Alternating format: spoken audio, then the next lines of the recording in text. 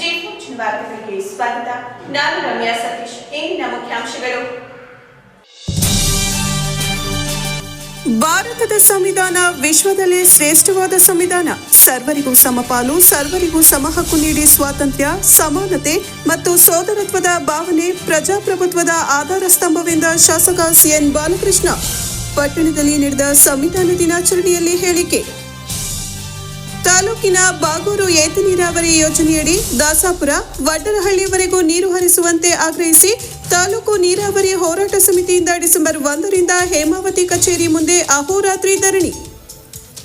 ಹಾಗೂ ಕನ್ನಡದ ನೆಲ, ಜಲ, ಭಾಷೆ, ಸಂಸ್ಕೃತಿಯನ್ನ ಶ್ರೀಮಂತಗೊಳಿಸುವ ನಿಟ್ಟಿನಲ್ಲಿ ಮುಂದಾದ ರಾಜ್ಯ ರಸ್ತೆ ಸಾರಿಗೆ ನಿಗಮದ ಚಾಲಕ ನಿರ್ವಾಹಕ ತಾವು ಓಡಿಸುವ ಬಸ್ ಅನ್ನು ಕನ್ನಡದ ತೇರಾಗಿಸಿ ರಾಜ್ಯೋತ್ಸವ ಆಚರಣೆ. ಇವರುಗಳನ್ನು ಅಭಿನಂದಿಸಿದ ಪಟ್ಟಣದ ಮಹಾಭುಜ ಮಾರುತಿ ಇಂಡಿಯನ್ ಸೇವಾ ಟ್ರಸ್ಟ್.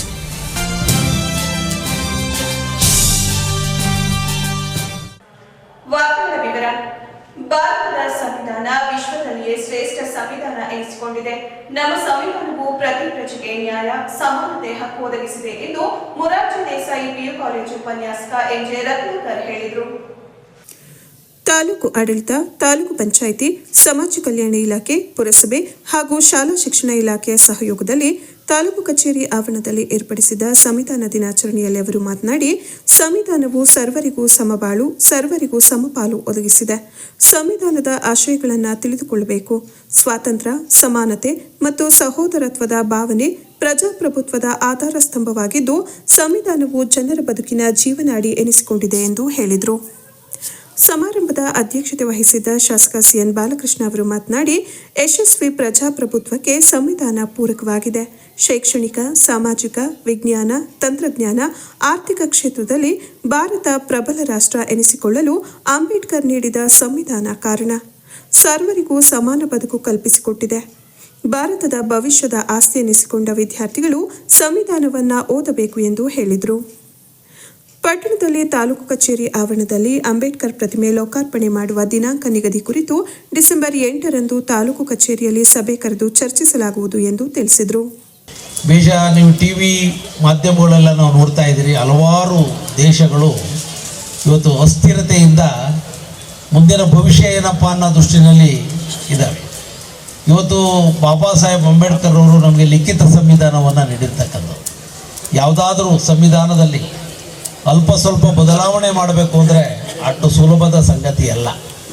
ಇವತ್ತು ಪ್ರಜಾಪ್ರಭುತ್ವ ವ್ಯವಸ್ಥೆಯಲ್ಲಿ ಇವತ್ತು ಏನು ಮೇಲ್ಮನೆ ಕೆಳಮನೆ ಅಂತಕ್ಕಂಥದ್ದಿದೆ, ಸವಿಸ್ತಾರವಾಗಿ ಚರ್ಚೆಗಳಾಗ್ತವೆ, ಮತ್ತೊಂದಾಗ್ತವೆ. ಅದೆಲ್ಲ ಆಗಿ ಕಾಯ್ದೆಗಳು ಬದಲಾವಣೆ ಆಗುವಂಥ ಒಂದು ಗಟ್ಟಿತನವನ್ನು ಬಾಬಾ ಸಾಹೇಬ್ ಅಂಬೇಡ್ಕರ್ ಅವರು ಕೊಟ್ಟಿರ್ತಕ್ಕಂಥದ್ದು. ಈಗಲೇ ಅಖಂಡ ಭಾರತದ ಒಂದು ಚುನಾವಣೆ, ಈಗ ನೀವೆಲ್ಲ ಅಮೇರಿಕ ಬಹುಶಃ ಪ್ರಪಂಚಕ್ಕೆ ದೊಡ್ಡಣ್ಣ ಅಂತ ಅಂತೀವಿ. ಆದರೆ ಅಮೇರಿಕ ಅಧ್ಯಕ್ಷನ ಚುನಾವಣೆಯ ಫಲಿತಾಂಶ ಸುಮಾರು 1 ತಿಂಗಳು ಫಲಿತಾಂಶ ಬರ್ತಕ್ಕಂಥದ್ದಕ್ಕೆ ನಾವು ನಿರೀಕ್ಷಿಸ್ತಾ ಇರ್ತೀವಿ. 50% ಒಂದು ಕಡೆ ಒಂದು ಕಂಪ್ಯೂಟರ್ ಯಂತ್ರಗಳ ಮೂಲಕ ಮತ ಚಲಾವಣೆಯಾಗಿ ಅಲ್ಲಿ ಅದನ್ನು ಆಯ್ಕೆ ಮಾಡುವಂಥದ್ದು, ಕೆಲವು ಕಡೆ ವೋಟಿಂಗ್ ಕೊಡುವಂಥದ್ದು. ಎಲ್ಲ ರಾಜ್ಯಗಳ ಒಂದು ಮತದಾನದ ಪ್ರಕ್ರಿಯೆ ಮುಗಿದು ಬಂದ ಮೇಲೆ 1 ತಿಂಗಳಾದ ಮೇಲೆ ಆ ಅಮೇರಿಕ ದೇಶದ ಅಧ್ಯಕ್ಷ ಆಯ್ಕೆ ಆಗುವಂಥ ಒಂದು ಸನ್ನಿವೇಶ. ಆದರೆ ನಮ್ಮ ದೇಶದ ವ್ಯವಸ್ಥೆ ಏನಪ್ಪ ಅಂದರೆ, ಇವತ್ತು ಚುನಾವಣೆ ನಡೆದು ಇವತ್ತು ಏನು ಚುನಾವಣೆಯ ಫಲಿತಾಂಶ ಬರ್ತಕ್ಕಂಥದಕ್ಕೆ ಪ್ರಾರಂಭ ಆದ 24 ಗಂಟೆ ಒಳಗಡೆ ಇವತ್ತು ಬೃಹತ್ ಭಾರತದ ಸರ್ಕಾರ ರಚನೆ ಆಗ್ತಕ್ಕಂಥ ಒಂದು ಶಕ್ತಿಯನ್ನು ಕೊಟ್ಟಿರ್ತಕ್ಕಂಥದ್ದು ಸಂವಿಧಾನ ಎಂಬತಕ್ಕಂಥ ಮಾತನ್ನು ಈ ಸಂದರ್ಭದಲ್ಲಿ ಹೇಳಲಿಕ್ಕೆ ಬಯಸ್ತಾ ಇದ್ದಂಥದ್ದು. ಏಕೆಂದರೆ ಸಂವಿಧಾನದ ಅಡಿನಲ್ಲಿ ಇವತ್ತು ನ್ಯಾಯಾಂಗ, ಶಾಸಕಾಂಗ, ಕಾರ್ಯಾಂಗ, ಅದರ ಜೊತೆಯಲ್ಲಿ ಒಂದು ಪತ್ರಿಕಾ ರಂಗ, ಬಹುಮುಖ್ಯವಾದಂಥ ಅಂಗಗಳು ಇವತ್ತು ನಮ್ಮ ದೇಶವನ್ನು ಒಂದು ಉನ್ನತ ಮಟ್ಟಕ್ಕೆ ತಗೊಂಡೊಯ್ತಕ್ಕಂಥ ಒಂದು ವ್ಯವಸ್ಥೆಗೆ ಅವಕಾಶ ಸಂವಿಧಾನದಲ್ಲಿ ಅಡಕವಾಗಿದೆ ಅಂತಕ್ಕಂಥ ಮಾತನ್ನು ಕೂಡ ನಾನು ಈ ಸಂದರ್ಭದಲ್ಲಿ ವಿಶೇಷವಾಗಿ ಹೇಳಿ, ಬಹುಶಃ ಕನ್ಯಾಕುಮಾರಿಯಿಂದ ಕಾಶ್ಮೀರದವರೆಗೆ ಇವತ್ತು ದೇಶದ ಭೌಗೋಳಿಕ ಹಾಗೂ ಆಯಾ ರಾಜ್ಯಗಳ ಒಂದು ಪರಿಸ್ಥಿತಿ, ಒತ್ತು ಕಾಡಂಚಿನ ತಹಸೀಲ್ದಾರ್ ಜಿಎಸ್ ಶಂಕರಪ್ಪ ಮಾತನಾಡಿದರು. ಪಿಕಾರ್ಡ್ ಬ್ಯಾಂಕ್ ಅಧ್ಯಕ್ಷರಾದ ಬಿಎನ್ ಮಂಜುನಾಥ್, ಟಿಎಪಿಸಿಎಂಎಸ್ ಅಧ್ಯಕ್ಷರಾದ ಎಚ್ಆರ್ ವೆಂಕಟೇಶ್, ಗ್ಯಾರಂಟಿ ಯೋಜನಾ ಅನುಷ್ಠಾನ ಸಮಿತಿ ಅಧ್ಯಕ್ಷರಾದ ಎಲ್ಪಿ ಪ್ರಕಾಶ್ ಗೌಡ, ಸ್ಥಳೀಯ ಯೋಜನಾ ಪ್ರಾಧಿಕಾರದ ಅಧ್ಯಕ್ಷರಾದ ಜಿಆರ್ ಮೂರ್ತಿ, ತಾಲೂಕು ಪಂಚಾಯಿತಿ ಕಾರ್ಯನಿರ್ವಹಣಾಧಿಕಾರಿ ಜಿಆರ್ ಹರೀಶ್, ಸಮಾಜ ಕಲ್ಯಾಣ ಇಲಾಖೆಯ ಸಹಾಯಕ ನಿರ್ದೇಶಕರಾದ ಡಿಆರ್ ತ್ಯಾಗರಾಜು, ತಾಲೂಕು ಕನ್ನಡ ಸಾಹಿತ್ಯ ಪರಿಷತ್ ಅಧ್ಯಕ್ಷ ಎಚ್ಎನ್ ಲೋಕೇಶ್, ಪುರಸಭೆಯ ಮುಖ್ಯಾಧಿಕಾರಿ ಆರ್ ಯತೀಶ್ ಕುಮಾರ್, ಅಕ್ಷರ ದಾಸೋಹ ಸಹಾಯಕ ನಿರ್ದೇಶಕ ಎಚ್ಡಿ ಉಮಾಶಂಕರ್ ಭಾಗವಹಿಸಿದರು. ಇದಕ್ಕೂ ಮುನ್ನ ಅಲಂಕೃತ ವಾಹನದಲ್ಲಿ ಸಂವಿಧಾನದ ಪೀಠಿಕೆಯನ್ನು ಪ್ರತಿಷ್ಠಾಪಿಸಿ ಪಟ್ಟಣದ ಪ್ರಮುಖ ರಸ್ತೆಯಲ್ಲಿ ಮೆರವಣಿಗೆ ಮಾಡಲಾಯಿತು. ಶಾಸಕರಾದ ಸಿಎನ್ ಬಾಲಕೃಷ್ಣ ಸೇರಿ ಅಧಿಕಾರಿಗಳು, ಜನಪ್ರತಿನಿಧಿಗಳು, ದಲಿತ ಮುಖಂಡರು ಹಾಗೂ ಶಾಲಾ ಕಾಲೇಜು ವಿದ್ಯಾರ್ಥಿಗಳು ಭಾಗವಹಿಸಿದರು. ಮತ್ತು ಯುವಜನಾಂಗಕ್ಕೆ ಈ ದೇಶದ ಸಂವಿಧಾನ ಅರ್ಥ ಆದರೆ ಖಂಡಿತ ಈ ದೇಶ ಅತ್ಯಂತ ನಂಬರ್ 1 ಇಡೀ ಪ್ರಪಂಚದಲ್ಲೇ ವಿಶ್ವದ ಶ್ರೇಷ್ಠ ರಾಷ್ಟ್ರವಾಗದಲ್ಲಿ ಯಾವುದೇ ಅನುಮಾನವಿಲ್ಲ. ನಮಗೆ ಯಾವುದಾದ್ರು ಹಿಂದೆ ನಮಗೆ ಬಂಧುಗಳೇ ನಮ್ಗೆ ಗೊತ್ತಿರೋ ಹಾಗೆ ಈ ದೇಶಕ್ಕೆ ಆಧ್ಯಾತ್ಮಿಕ ಅಥವಾ ಒಂದು ಚಾರಿತ್ರಿಕ ಸಾಂಸ್ಕೃತಿಕ ಸ್ಫೂರ್ತಿಯನ್ನು ಕೊಟ್ಟಂಥವು ಮಹಾಕಾವ್ಯಗಳು.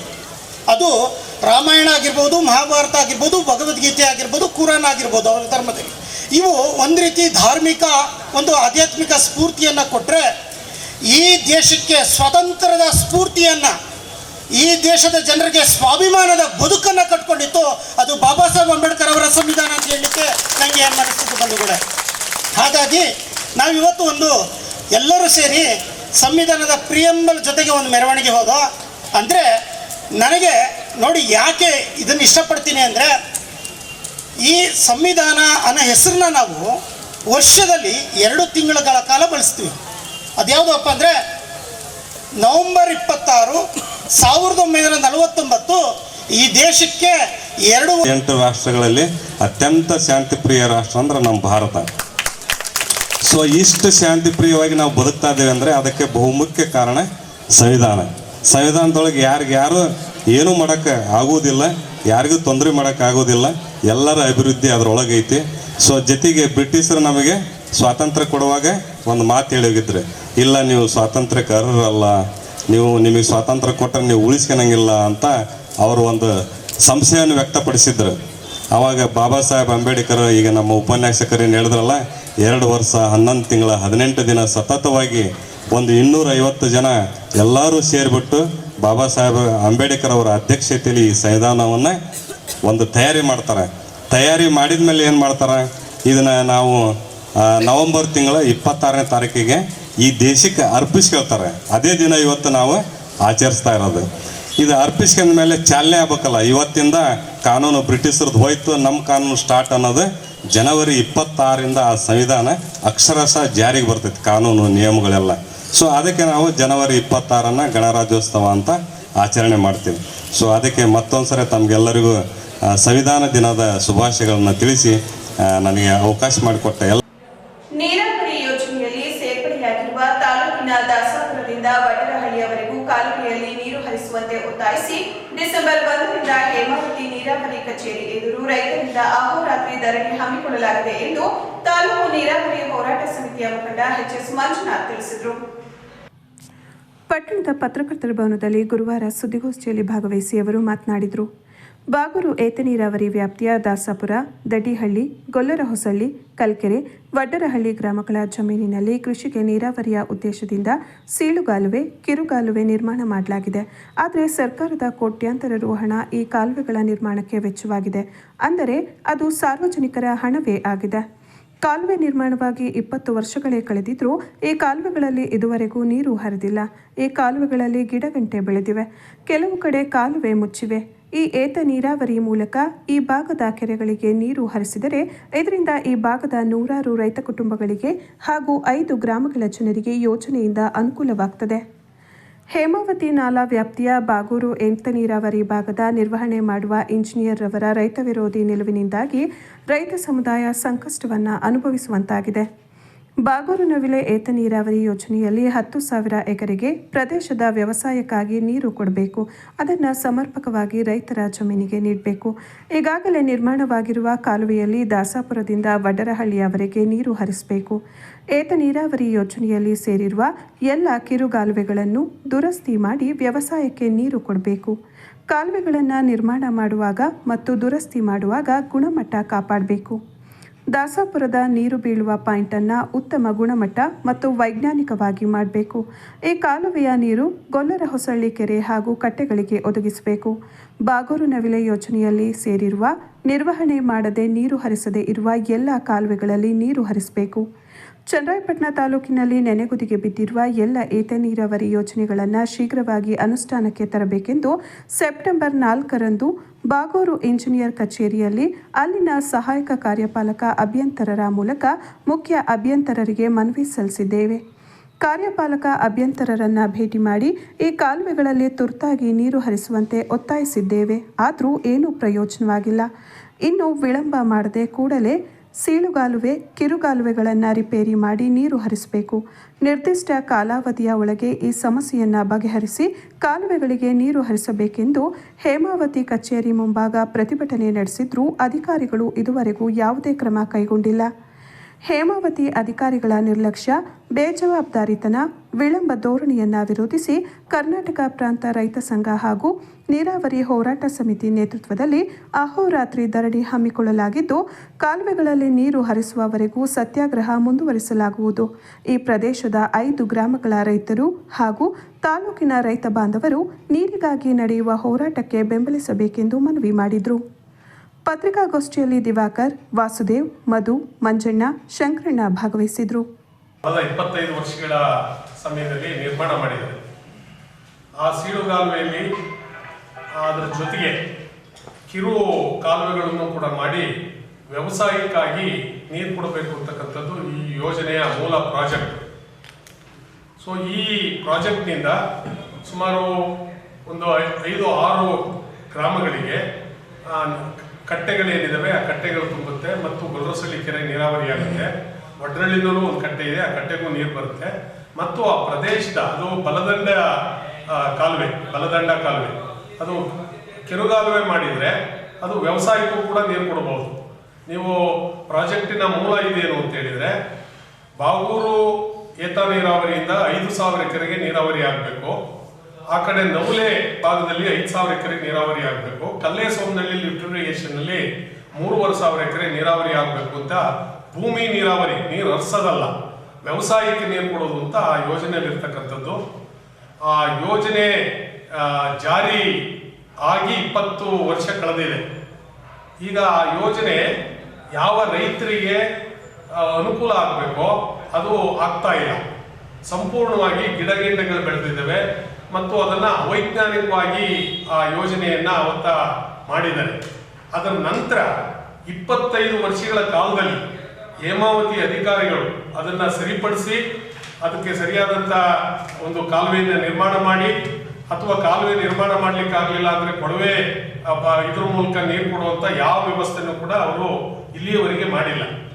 ನಿಮಗೆಲ್ಲ ಗೊತ್ತಿರೋ ಹಾಗೆ ನಾವು ಕಳೆದ 29/9 ಗೊಲ್ಲರಹೊಸಳ್ಳಿ ಗ್ರಾಮದಲ್ಲಿ ಸಭೆ ಸೇರಿ ಅಲ್ಲಿ ದಡ್ಡಿಹಳ್ಳಿ, ದಾಸಾಪುರ ಮತ್ತು ವಡ್ಡರಹಳ್ಳಿ, ಕಲ್ಕೆರೆ ಈ ಗ್ರಾಮದ ಎಲ್ಲ ಪ್ರತಿನಿಧಿಗಳನ್ನ ಒಳಗೊಂಡು ಸಭೆ ನಡೆಸಿ ಒಂದು ಮನವಿಯನ್ನ ಕೊಟ್ವಿ. ನಾವು ಅಧಿಕಾರಿಗಳು ಎಷ್ಟು ನಿರ್ಲಕ್ಷ್ಯ ಇದ್ದಾರೆ ಅಂದ್ರೆ, ಅಲ್ಲಿ ಕೊಟ್ಟಿರ್ತಕ್ಕಂಥ ಮನವಿನ ಈ ಎಕ್ಸಿಕ್ಯೂಟಿವ್ ಇಂಜಿನಿಯರ್ ಚನ್ನರಾಯಪಟ್ಟಣಕ್ಕೆ ಬಂದು ನಾವು 15 ದಿವಸ ಕೊಟ್ಟು ಕೇಳಿದ್ರೆ ಆ ಮನವಿ ಕಾಪಿ ಇಲ್ಲ ಅಂತ ಹೇಳ್ತಾರೆ. ಸರಿ, ನಂತರದಲ್ಲಿ ನಮಗೆ ಅರ್ಥ ಆಯಿತು ಇದು ಬಹಳ ಗಂಭೀರವಾದಂಥ ಇದು, ಅದರಿಂದ ನಾವು ಇದನ್ನ ಸೀರಿಯಸ್ ಆಗಿ ನಾವು ಇದನ್ನ ತಗೋಬೇಕಾಗುತ್ತೆ ಅಂತಕ್ಕಂಥ ಹಿನ್ನೆಲೆಯಲ್ಲಿ ನಾವು ಅದನ್ನ ಗಂಭೀರವಾಗಿ ತಗೊಂಡು ನಂತರ ಈ ಹತ್ರ ಮಾತನಾಡಿ ಏನಾದ್ರು ಪ್ರಯೋಜನ ಆಗುತ್ತಾ ಅಂತ ನೋಡಿದ್ವಿ. ಅದು ಕೂಡ ಪ್ರಯೋಜನಕರವಾಗಿ ಕಾಣಿಸ್ತಿಲ್ಲ. ಅನಂತರದಲ್ಲಿ ನಿಮಗೆ ಗೊತ್ತಿದೆ 27/10/2025 ಮೆರವಣಿಗೆ ಮಾಡಿ ಈ ಕಚೇರಿಯ ಮುಂದೆ ಪ್ರತಿಭಟನೆ ಮಾಡಿ, ನೀವು 15 ದಿವಸದೊಳಗೆ ಕಾರ್ಯೋನ್ಮುಖರಾಗದೇ ಇದ್ರೆ ಹೇಮಾವತಿ ಕಚೇರಿ ನಾವು ಅಹೋರಾತ್ರಿ ಧರಣಿ ಕೂತ್ಕೊಳ್ತೀವಿ, ನಂತರ ಬೀಗ ಮುದ್ರೆ ಮಾಡ್ತೀವಿ ಅಂತಕ್ಕಂಥದ್ದನ್ನ ಅವತ್ತು ನಾವು ಘೋಷಣೆ ಮಾಡಿದ್ವಿ. ಅದಾದ ನಂತರ ನಾನು ಹಲವು ಬಾರಿ ಎಕ್ಸಿಕ್ಯೂಟಿವ್ ಇಂಜಿನಿಯರು ಮತ್ತು ಮುಖ್ಯ ಇಂಜಿನಿಯರ್ ಬಳಿ ನಾವು ಮಾತನಾಡಿದರೆ ಅವರು ಆ ಯೋಜನೆಗೆ ಎಷ್ಟು ಖರ್ಚಾಗುತ್ತೆ ಅಂತಕ್ಕಂಥ ಒಂದು ಇದನ್ನ ಪ್ರಾಜೆಕ್ಟ್ ಇದನ್ನು ಕೊಡಿ ಅಂತ ಹೇಳಿದ್ರೆ ಇಲ್ಲಿಯವರೆಗೆ ಅದಾಗಿದೆಯೋ ಇಲ್ವೋ ನಮಗೆ ಗೊತ್ತಿಲ್ಲ. ಸೊ ಅಂದ್ರೆ ಇಷ್ಟು ಆಮೆ ವೇಗದಲ್ಲಿ ಇವತ್ತು ಹೋಗ್ತಾ ಇದೆ. ನಮ್ಮ ಪ್ರಶ್ನೆ ಏನು ಅಂತ ಹೇಳಿದ್ರೆ, ಕಳೆದ 25 ವರ್ಷಗಳ ಕಾಲದಲ್ಲಿ ಈ ಯೋಜನೆಯನ್ನ ಜಾರಿ ಮಾಡಿದಾಗಲಿಂದ ಆ ಪ್ರದೇಶಕ್ಕೆ ನೀರು ಕೊಟ್ಟಿದ್ರೆ ಆ ಪ್ರದೇಶದಲ್ಲಿ 16 ಗ್ರಾಮಗಳಿಗೆ ಅಂತರ್ಜಲ ಹೆಚ್ಚಳ ಆಗೋದು, ರೈತರ ಬದುಕು ಹಸನ ಆಗೋದು, ಅಲ್ಲಿ ನಿಮ್ಮ ಗಮನಕ್ಕೆ ತರೋದು. ಯೋಜನೆ ರೈತರಿಗೆ ಬೇಕಾಗಿರ್ತಕ್ಕಂಥ ಮೂಲಗಳಲ್ಲಿ ನೀರು. ಈಗ ಅವರು ದಿವಾಕರ್ ರೈತರಾಗಿ ಹೇಳ್ತಿರ್ತಕ್ಕಂಥ ಸಂದರ್ಭ ಏನಿದೆ, ಹಿಂದೆ ಬಾಗೂರಿನವರ ಹೋರಾಟ ಏನು ನಡೀತೋ ಅದರ ಭಾಗವಾಗಿ ನಮ್ಗೆಲ್ಲರೂ ಕೂಡ 5 ಎಕರೆ ಜಮೀನುಗಳಿಗೆ ನಾವು ನೀರಾವರಿ ಕೊಡ್ತೀವಿ ಅಂತೇಳಿ ಮಾಡಿದ್ರು. ಕೆಲಸಗಳನ್ನು ಕೂಡ 98-99 ಅಂದಾಜಲ್ಲಿ ಆಸ್ಪಾಸಲ್ಲಿ ಆಗಿರೋ ಕೆಲಸ. ಅದು ಇಲ್ಲಿವರೆಗೂ ಕೂಡ ನೀರು ಬಿಡದೇ ಇರ್ತಕ್ಕಂಥದ್ರಿಂದ ಏನು ಅನ್ನುವಂಥದ್ದು. ಯಾಕೆ ಪ್ರಶ್ನೆಯನ್ನು ಹೇಳ್ತಾ ಇದ್ದೀನಿ ಅಂತ ಹೇಳಿದ್ರೆ, ಸಾರ್ವಜನಿಕ ದುಡ್ಡನ್ನು ಕೋಟ್ಯಾಂತರ ರೂಪಾಯಿ ದುಡ್ಡನ್ನು ಹಾಕಿದ್ದಾರೆ ಬಂಡವಾಳವಾಗಿ. ಆದರೆ ಅದು ರೈತರಿಗೆ ಉಪಯೋಗ ಆಗ್ಬೇಕಲ್ಲ. ಜಮೀನುಗಳು ಕೊಟ್ಟಿದ್ದಾರೆ, ಎಲ್ಲವನ್ನೂ ಕೂಡ ಕೊಟ್ಟಿದ್ದಾರೆ. ಉಪಯೋಗದಲ್ಲಿ ಅದು ಡೆಡ್ ಆಗಿ ಬಂದಿದೆ ಅಂತ ಹೇಳಿದ್ರೆ, ಈಗ ನಿಜವಾಗ್ಲೂ ಕೂಡ ಇಲ್ಲಿಯ ಜನಪ್ರತಿನಿಧಿಗಳಾಗಿರ್ಬೋದು, ಅದಕ್ಕೆ ಸಂಬಂಧಪಟ್ಟ ಇಲಾಖೆಗಳಾಗಿರ್ಬೋದು ಎಷ್ಟು ಭ್ರಷ್ಟರಿದ್ದಾರೆ ಅನ್ನುವಂಥದ್ದು ಬಹಳ ಸ್ಪಷ್ಟವಾಗಿ ನಮಗೆ ಕಣ್ಣಿಗೆ ಕಾಣ್ತಾ ಇರೋದು. ನಮಗಿರ್ತಕ್ಕಂಥ ಮಾಹಿತಿ ಅಂದರೆ ಅಧಿಕಾರಿಗಳು ಅದನ್ನ ಪ್ರತಿ ವರ್ಷ ಕ್ಲೀನಿಂಗ್ಗೆ ಅಂತೇಳಿ ದುಡ್ಡು ಹಾಕ್ತಾ ಇದ್ದಾರೆ ಅನ್ನೋ ಒಂದು ಮಾಹಿತಿ ಅಧಿಕೃತವಾಗಿ ನಮಗೇನು ತಗೊಳ್ಳಿಕ್ಕೂ ಸಾಧ್ಯ ಇಲ್ಲ. ನಾವು ಅರ್ಜಿಯನ್ನು ಕೊಟ್ಟಿದ್ದೀವಿ ಸಂಬಂಧಪಟ್ಟಂಗೆ. ಅದು ನೀರು ಹರಿತಾ ಇದೆ, ಅದು ರನ್ನಿಂಗ್ ಇದೆ ಅನ್ನುವಂಥದ್ದು ತೋರಿಸಿದ್ದಾರೆ ಅನ್ನೋದು ಒಂದು ಮಾಹಿತಿ ಮೇಲ್ನೋಟ ನಮ್ಗೆ ಸಿಕ್ಕಿರುವಂಥದ್ದು. ಹಾಗಾಗಿ ನಮಗೆ ಬೇಕಾಗಿರ್ತಕ್ಕಂಥ ಬಾವಿಗಳು ದಿವಾಕರ್ ಹೇಳಿದಾಗೆ ಹಿಂದೆ ಎಲ್ಲ ನಾವು ಸಾವಿರಾರು ಅಡಿ ಕೊರೆಸಿರ್ತಕ್ಕಂಥ ಸುತ್ತ ಒಂದಷ್ಟು ಕೆರೆಗಳಿಗೆ ನೀರು ಬಿಟ್ಟಿದ್ದಾರೆ. ಕಲ್ಲಿಕೆರೆ, ದೇವಗೆರೆ ಕೆರೆಗಳಿಗೆಲ್ಲ ನೀರು ಬಿಟ್ಮೇಲೆ ಅಕ್ಕಪಕ್ಕ ಇರ್ತಕ್ಕಂಥ ಬೋರ್ವೆಲ್ಗಳು ಮತ್ತೆ ರೀಚಾರ್ಜ್ ಆಗಿದ್ದಾರೆ. ಇದು ಅಪ್ಪಲಿರ್ತಕ್ಕಂಥ ಜಾಗ ಕಲ್ಲಿಕೆರೆ, ಒಡ್ರಹಳ್ಳಿ, ಗೊಲ್ಲರಸಹಳ್ಳಿ, ಈ ಚೌಡರಹಳ್ಳಿ ಈ ಭಾಗದಲ್ಲಿ ಅಪ್ಪಿಗೆ ನೀರು ಬಂತು ಅಂತ ಹೇಳಿದ್ರೆ ಅಕ್ಕಪಕ್ಕ ಇರ್ತಕ್ಕಂಥ ರೈತರುಗಳು ಖಂಡಿತವಾಗ್ಲೂ ಹುಡುಕ್ತಾರೆ ಅನ್ನುವಂಥದ್ದು. ಮತ್ತು ಒಡ್ರಹಳ್ಳಿ ಊರುಗಳನ್ನು ಕೂಡ ಚಾನಲ್ ಹೋದ್ರೂ ಕೂಡ ಅದು ಉಪಯೋಗ ಇಲ್ಲ. ಅವರು ಇರ್ತಕ್ಕಂಥ ಚಾನಲ್ಗಳಿಗೆ ಸಿಮೆಂಟ್ ಕಾಂಕ್ರೀಟ್ ಮಾಡಿರೋ ಭಾಗವಾಗಿ ಅಲ್ಲೆಲ್ಲೂ ಕೂಡ ನೀರು ಹಿಂದೆ ಇರತಕ್ಕಂಥ ಪರಿಸ್ಥಿತಿ ನಿರ್ಮಾಣ ಆಗಿದೆ. ಹಂಗಾಗಿ ಅಕ್ಕಪಕ್ಕದಲ್ಲಿರ್ತಕ್ಕಂಥ ಬೋರ್ವೆಲ್ಗಳು ಕೂಡ ನಿಂತೋಗ್ತಕ್ಕಂಥ ಪರಿಸ್ಥಿತಿ ಇದೆ. ಯಾಕೆಂದ್ರೆ ಹಿಂದೆ ಅಲ್ಲಿ ಕೊರೆದ್ರು 100-150 ಅಡಿ ನೀರು ಇರ್ತಿತ್ತು. ಇದೆಲ್ಲ ಕಾಂಕ್ರೀಟ್ ಆಗಿದ್ಮೇಲೆ ಆ ಬೋರ್ವೆಲ್ಗಳ ನಿಂತೋಗಿದೆ. ಕನ್ನಡದ ನೆಲ, ಜಲ, ಭಾಷೆ, ಸಂಸ್ಕೃತಿಯನ್ನ ಶ್ರೀಮಂತಗೊಳಿಸುವ ನಿಟ್ಟಿನಲ್ಲಿ ರಾಜ್ಯ ರಸ್ತೆ ಸಾರಿಗೆ ನಿಗಮದ ಬಸ್ ಅನ್ನು ಕನ್ನಡದ ರಥದ ಮಾದರಿಯಲ್ಲಿ ಅಲಂಕರಿಸುವ ಮೂಲಕ ಭಾಷಾಭಿಮಾನದ ಕಂಪು ಮೂಡಿಸುತ್ತಿರುವ ಮೈಸೂರು ಹೊಸಪೇಟೆ ಬಸ್ನ ಚಾಲಕ ಹಾಗೂ ನಿರ್ವಾಹಕರ ಕಾರ್ಯವೈಖರಿ ನಿಜಕ್ಕೂ ಶ್ಲಾಘನೀಯ ಎಂದು ಮಹಾಪೂಜ ಮಾರುತಿ ಇಂಡಿಯನ್ ಸೇವಾ ಟ್ರಸ್ಟ್ ಹಾಗೂ ಕೇಸರಿನಂದನ ಕಲಾಸಂಘದ ಕಾರ್ಯದರ್ಶಿ ರಾಜೇಶ್ ಕೆಂಚಿನಹಳ್ಳಿ ಹೇಳಿದರು. ಪಟ್ಟಣದ ಕರ್ನಾಟಕ ರಾಜ್ಯ ರಸ್ತೆ ಸಾರಿಗೆ ಸಂಸ್ಥೆಯ ಚನ್ನರಾಯಪಟ್ಟಣ ಬಸ್ ನಿಲ್ದಾಣದಲ್ಲಿ ಕೆಎಸ್ಆರ್ಟಿಸಿ ಮಂಡ್ಯ ವಿಭಾಗದ ಪಾಂಡವಪುರ ಘಟಕದ ಬಸ್ ಚಾಲಕ ಮಂಜುನಾಥ್ ಅಬ್ಬಿಗೇರಿ ಮತ್ತು ನಿರ್ವಾಹಕ ಪ್ರಕಾಶ್ ಮಲ್ಲಾರಿ ಅವರಿಗೆ ಸನ್ಮಾನಿಸಿ ಅವರು ಮಾತನಾಡಿದರು. ಭಾಷಾಭಿಮಾನವನ್ನು ತೋರ್ಪಡಿಕೆಗೆ ಅಳವಡಿಸಿಕೊಳ್ಳದೆ ಕಾಯಕದ ಜೊತೆಗೂ ಅಳವಡಿಸಿಕೊಂಡಿರುವ ಬಸ್ನ ಚಾಲಕ ಮತ್ತು ನಿರ್ವಾಹಕರು ತಮ್ಮ ಸ್ವಂತ ಹಣದಲ್ಲಿ ಬಸ್ ಅನ್ನು ತೇರಿನಂತೆ ಸಿಂಗರಿಸಿದ್ದಾರೆ. ಇವರು ನಿಜಕ್ಕೂ ಕನ್ನಡದ ಕಟ್ಟಾಳುಗಳು.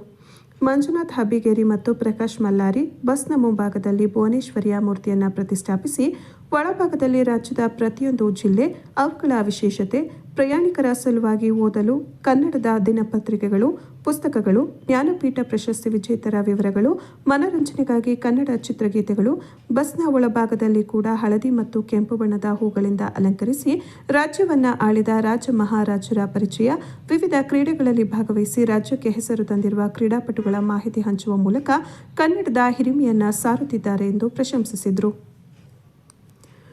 ಭೂಮಿ ಕ್ಷೇಮಾಭಿವೃದ್ಧಿ ಸಂಘದ ಗೌರವಾಧ್ಯಕ್ಷ ಜಿಎಸ್ ರಾಜ್ಕುಮಾರ್ ಮಾತನಾಡಿ, ಕನ್ನಡ ನಮ್ಮ ಭಾಷೆ, ಮಾತೃಭಾಷೆಯ ಹಿರಿಮೆಯನ್ನು ಸಾರಲು ಯಾವುದೇ ಹಿಂಜರಿಕೆ ಬೇಡ. ಭಾಷಾಭಿಮಾನ ಎನ್ನುವುದನ್ನು ನವೆಂಬರ್ ತಿಂಗಳ ಕನ್ನಡ ರಾಜ್ಯೋತ್ಸವದ ಸಂಭ್ರಮಕ್ಕೆ ಮಾತ್ರ ಸೀಮಿತಗೊಳಿಸದೆ ಜೀವನವಿಡೀ ಕಂಪು ಪಸರಿಸಲು ಮುಂದಾಗಬೇಕು. ಪರಭಾಷೆಗಳ ವ್ಯಾಮೋಹಕ್ಕೆ ಬಲಿಯಾಗಿ ಮಾತೃಭಾಷೆಯ ಬಗ್ಗೆ ಕೀಳರಿಮೆ ತೋರುವವರಿಗೆ ಮಂಜುನಾಥ್ ಹಬ್ಬಿಗೇರಿ ಮತ್ತು ಪ್ರಕಾಶ್ ಆದರ್ಶವಾಗಿದ್ದಾರೆ. ಸಾರಿಗೆ ಸಂಸ್ಥೆಯ ಬಸ್ ಸಂಪೂರ್ಣ ಕನ್ನಡ ರಥವಾಗಿ ಬದಲಾಗಿದ್ದು ಕನ್ನಡ ಗೀತೆಗಳ ಮಾಧುರ್ಯವೂ ಇದೆ ಎಂದರು. ಚನ್ನರಾಯಪಟ್ಟಣ ಘಟಕದ ಪ್ರಭಾರ ವ್ಯವಸ್ಥಾಪಕ ಸಿಸಿ ನೂತನ್ ಮಾತನಾಡಿ, ಸಾರಿಗೆ ಘಟಕದ ಸಿಬ್ಬಂದಿ ಜನರಿಗೆ ನಿತ್ಯ ಸೇವೆ ಜೊತೆಗೆ ಕನ್ನಡ ಉಳಿಸಲು ಬೆಳೆಸಲು ಕನ್ನಡಾಂಬೆಗಾಗಿ ಅವರ ಸೇವೆ ಕನ್ನಡ ಭಾಷಾಭಿಮಾನ ಎತ್ತಿ ತೋರಿಸುತ್ತದೆ. ಕನ್ನಡ ಭಾಷೆ ನಮ್ಮ ಸಂಸ್ಕೃತಿ ಪರಂಪರೆಯ ಸಂಕೇತ. ಅದನ್ನು ಉಳಿಸಿಕೊಂಡು ಹೋಗುವುದು ನಮ್ಮೆಲ್ಲರ ಜವಾಬ್ದಾರಿ. ಪ್ರತಿಯೊಬ್ಬರೂ ನಾಡು ನುಡಿಯ ಗೌರವ ಉಳಿಸಿಕೊಳ್ಳುವ ಜವಾಬ್ದಾರಿ ಹೊಂದಿದ್ದಾರೆ. ಇಲಾಖೆ ಸಿಬ್ಬಂದಿಯ ಕನ್ನಡ ಪ್ರೇಮ ಇತರ ವೃತ್ತಿಯವರಿಗೆ ಮಾರ್ಗದರ್ಶಕವಾಗಿದೆ. ಇದೇ ಸಂದರ್ಭದಲ್ಲಿ ಚನ್ನರಾಯಪಟ್ಟಣದ ಸಂಚಾರಿ ನಿಯಂತ್ರಕರಾದ ಶೋಭಾ ರೋಹಿತ್ ಸೇರಿದಂತೆ ಸಾರಿಗೆ ಸಿಬ್ಬಂದಿಗಳು ಭಾಗವಹಿಸಿದರು. ಘಟಕದ ಚಾಲಕರಾದಂತಹ ಪ್ರಕಾಶ್ ಮಂಜುನಾಥ್ ಅವರು ಹಾಗೂ ನಿರ್ವಾಹಕರಾದಂತಹ ಪ್ರಕಾಶ್ ಅವರು ಕನ್ನಡ ರಾಜ್ಯೋತ್ಸವವನ್ನು ಅದ್ದೂರಿಯಾಗಿ ಸಮಾರಂಭವನ್ನು ಅದ್ದೂರಿಯಾಗಿ ಸೆಲೆಬ್ರೇಟ್ ಮಾಡ್ತಿದ್ದಾರೆ. ಅವರಿಗೆ ಹೊತ್ತನ್ನು ಅಲಂಕಾರ ಮಾಡಿ ಸೆಲೆಬ್ರೇಟ್ ಮಾಡ್ತಿದ್ದಾರೆ. ಅವರಿಗೆ ತುಂಬ ಹೃದಯದ ಧನ್ಯವಾದ ತಿಳಿಸ್ತಾ ಇದ್ವಿ. ಹಾಗೂ ಇವರಿಗೆ ಒಂದು ಕಿರು ಸನ್ಮಾನವನ್ನು ಹಮ್ಮಿಕೊಂಡಿರ್ತಾರೆ. ಅವ್ರಿಗೂ ಸಹ ಧನ್ಯವಾದಗಳನ್ನ ತಿಳಿಸ್ತೀವಿ. ಇದೇ ಥರ ಮುಂದೆ ಎಲ್ಲರೂ ನಮ್ಮ ಚಾಲಕ ನಿರ್ವಾಹಕರು ಈ ಥರ ಕನ್ನಡಾಭಿಮಾನವನ್ನು ಬೆಳೆಸ್ಕೊಂಡು ಬಸ್ಸಲ್ಲಿ ಜಾಹೀರಾತು ಮೂಡಿಸೋದ್ರಿಂದ ನಮ್ಮ ಎಲ್ಲ ಕರ್ನಾಟಕದ ಜನತೆಗಳಿಗೆ ತಿಳಿಸ್ಬೇಕು ಅಂತ ಹೇಳಿ ಅದೇ ನಾನು ಸುಮಾರು ಬೇಕಾದಷ್ಟು ರಾಜ್ಯಗಳಲ್ಲೆಲ್ಲ ಸಂಚಾರ ಮಾಡಿದ್ದೀನಿ. ಎಲ್ಲ ರಾಜ್ಯಗಳ ಬಸ್ಗಳಿಗಿಂತ ನಮ್ಮ ಕರ್ನಾಟಕ ನಿರ್ವಾಹಕರುಗಳಿಗೆ ಧನ್ಯವಾದಗಳನ್ನು ಹೇಳ್ತೀವಿ.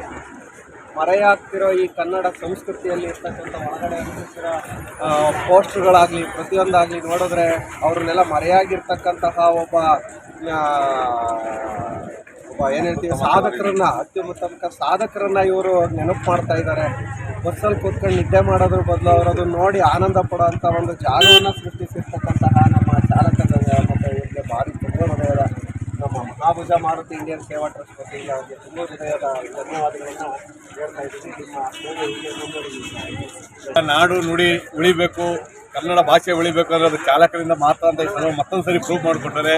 ಈ ಘಟಕದ ಈ ಗಾಡಿನ ಏನು ಇವತ್ತು ಹೈಲೈಟ್ ಮಾಡಿಕೊಂಡು ಇಡೀ ಕರ್ನಾಟಕ ರಾಜ್ಯದಂತ ಸಂಚಾರ ಮಾಡ್ತಾರೆ. ಅವ್ರಿಗೆ ಭಾರಿ ಖುಷಿಯಾಗಲಿ, ಭಾರಿ ಒಂದೇ ನಮ್ಮ ಚನ್ನರಾಯಪಟ್ಟಣ ಘಟಕದ ವತಿಯಿಂದ ಹಾಗೂ ನಮ್ಮ ಆತ್ಮೀಯ ಸ್ನೇಹಿತರು ರಾಜೇಶ್ ಅವರಿಂದ ಸನ್ಮಾನ ಮಾಡ್ತೀವಿ. ಚನ್ನರಾಯಪಟ್ಟಣದಲ್ಲಿ ಮುಂದಿನ ದಿನದಲ್ಲಿ ಪ್ರತಿಯೊಬ್ಬರು ಬಸ್ ಚಾಲಕರು, ಆಟೋ ಚಾಲಕರು ಇದೇ ರೀತಿ ಕನ್ನಡ ರಾಜ್ಯೋತ್ಸವ ಮಾಡಿದ್ರೆ ಇಡೀ ಇಂಡಿಯಾದಲ್ಲಿ ಇವತ್ತು ಕನ್ನಡ ರಾಜ್ಯೋತ್ಸವ ನಮ್ಮ ರನ್ ಆಗಬೇಕು ಇಂಡಿಯಾದಲ್ಲಿ ಕರ್ನಾಟಕ ಕೇಳ್ತಾ ರಾಜ್ಕುಮಾರ್ ಅಂತ ಚಂದ ಇದ್ದಾರೆ.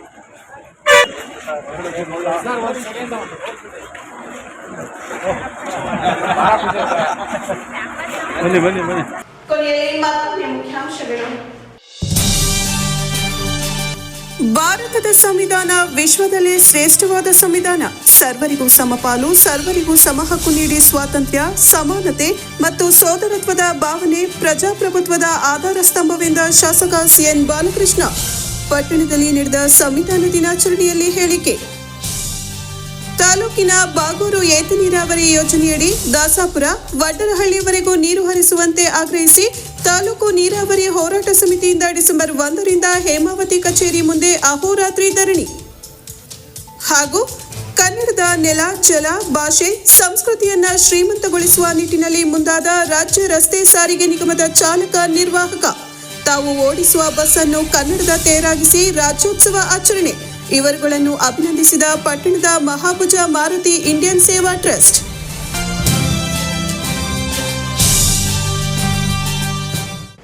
ಎಲ್ಲರಿಗೆ ವಾರ್ತಾ ಪ್ರಸಾರ ಮುಕ್ತಾಯವಾಯಿತು. ಮತ್ತೆ ನಮ್ಮ ಭೇಟಿ ಮುಂದಿನ ಚಿಕ್ಕ ವಾರ್ತೆಯಲ್ಲಿ. ನಮಸ್ಕಾರ.